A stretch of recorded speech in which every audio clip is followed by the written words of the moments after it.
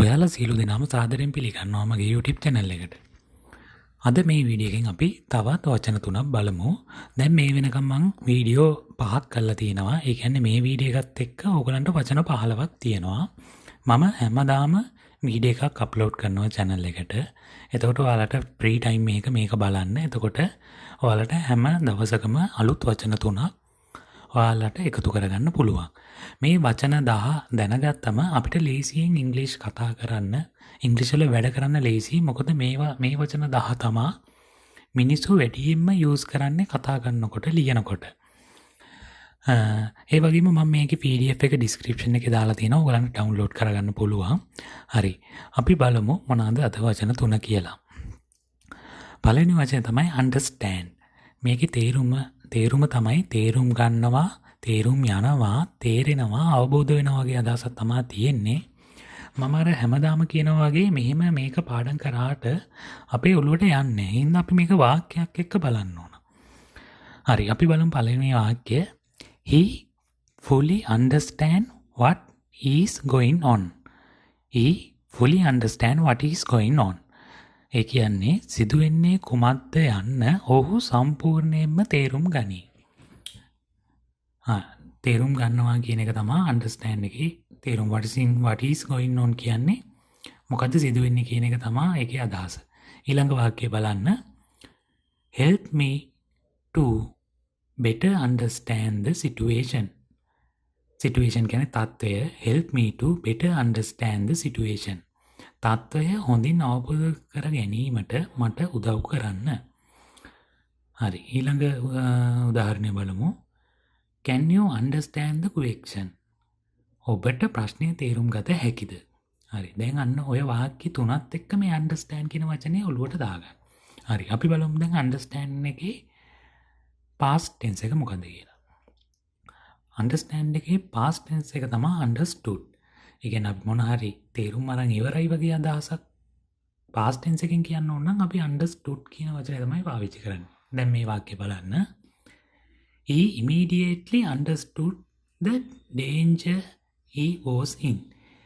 He immediately understood the danger he was in. තමා සිටින අනතුර ඔහුට වහා වැටහුණි. වහා අර immediately කියන්නේ ඉක්මනින් ෂණිකව වගේ අදහසක් තමයි immediately කියන්නේ. understood කියන්නේ තේරුණා. තේරිලා ඉවරයි past එක. හරි, ඊළඟ වාක්‍යය බලමු. She finally understood the direction. direction කියන්නේ දිශාව. ඇය අවසානයේ දිශාව තේරුම් ගත්තාය. understood තේරුම අරන් ඉවරයි. හරි, අපි ඊළඟ වචනේ බලමු. consider. මේකේ තේරුම සලකා බලනවා, සැලකිල්ලෙන් සිතා බලනවා, සමාලෝචනය කරනවා වගේ අදහසක් තමයි consider කියන්නේ. අපි දැන් බලමු වාක්‍යය. Please carefully consider your option. කරුණාකර ඔබේ විකල්පයන් ප්‍රවේශමෙන් සලකා බලන්න. කරුණාකර ඔබේ option ඔයාගත් option එක කරුණාකර ප්‍රවේශමෙන් සලකා බලන්න. consider. ඊළඟ එක බලන්න. They are considering me for the job. ඔවුන් මාව රැකියාවකට සලකා බලනවා. considering. මේ සලකා බලන ගමන් ඉන්නේ. ඒකයි ing දාලා තියෙන්නේ.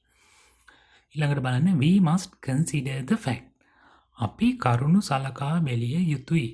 must කියන්නේ යුතුයි. We must consider the fact. fact කියන්නේ කරුණු සලකා බැලිය යුතුයි. හරි, අපි බලමු දැන් consider එකේ past එක considered ed දාලා ගන්න එක. පළවෙනි වාක්‍යය බලන්න. The suggestion was considered but ultimately rejected. The suggestion was considered but ultimately rejected. යෝජනාව සලකා බැලූ නමුත් අවසානයේ එය ප්‍රතික්ෂේප විය. ultimately කියන්නේ අවසානයේ. suggestion කියන්නේ යෝජනාව. the suggestion was considered. යෝජනාව සලකා බැලූ නමුත් බලලා ඉවරයි. but ultimately rejected. අවසානයේ ප්‍රතික්ෂේප විය. ඊළඟ එක බලන්න. he considered buying a new car. ඔහු නව මෝටර් රථයක් මිලදී ගැනීමට සිතුවේය. හරි. ඊළඟ වචනේ තමයි choose. මේකේ තේරුම තමයි තෝරනවා, තෝරගන්නවා, තෝරාපත් කරගන්නවා වගේ අදහසක් තමයි මේකේ තියෙන්නේ choose. හරි, අපි වාක්‍ය බලමු. I hope you choose me for the role. ඔබ එම චරිතයට මාව තෝරගන්නවා කියලා මම හිතනවා. ඊළඟ එක බලන්න. Which drink will you choose with your meal? meal කියන්නේ ආහාර වේල. ඔබ ආහාර වේල සමග ඔබ තෝරාගන්නේ කුමන පානයද? ඔබේ ආහාර වේල සමග ඔබ තෝරාගන්නේ කුමන පානයද? choose. ඊළඟ එක බලන්න.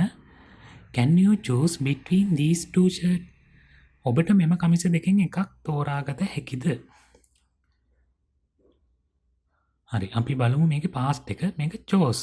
අරක choose මේක chose. I knew which book they chose before they even told me. ඔවුන් මට කියන්නට පෙර ඔවුන් තෝරාගත් පොත කුමක්දයි මම දැන සිටියෙමි. chose කියන්නේ දැන් තෝරලා ඉවරයි.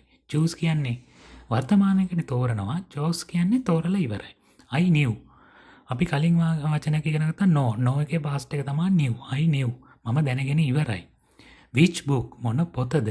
they chose එයාලා තෝරන before එයාලා තෝරන්න කලින් before they even told me. ඒගොල්ලෝ තෝරන්න කලින් මම මේක දැනගෙන ඉවරයි. ඊළඟ එක බලන්න. We intentionally chose this house because of its location. මෙම නිවස එහි පිහිටීම නිසා අපි හිතාමතාම තෝරාගත්තෙමු. intentionally කියන්නේ හිතාමතාම. අර අපි intentionally දෙයක් කරනවා කියන්නේ අපි හිතාමතා කරනවා. chose කියන්නේ අපි මේක හිතාමතාම තෝරාගත්තා මේකේ location එකේ හින්දා. ඊළඟ එක බලන්න. I randomly chose a partner for the activity. මම ආමු ලෙස randomly මම ආමු ලෙස ක්‍රියාකාරකම සඳහා අවුල්කරුවෙකු තෝරා ගත්තෙමි. කළා ඉවරයි. හරි අපි එතකොට අද වචන තුනක් ඉගෙන ගත්තා. understand ඒකේ past එක understood, consider past එක considered, choose past එක chose. හරි දැන් මම මේ වෙනකන් ඕගොල්ලෝ වචන 15ක් තියෙනවා. මේ වචන 15 ආයි මතක් කරන්න. අමතක වෙනවා නම් ආයි මතක් කරන්න. එතකොට මේක හොඳට ඔළුවට යනවා. description එකේ PDF එක තියෙනවා. ඒක ඕනනම් download කරගන්න. හරි අපි ඊළඟ වීඩියෝ එකෙන් හම්බෙමු.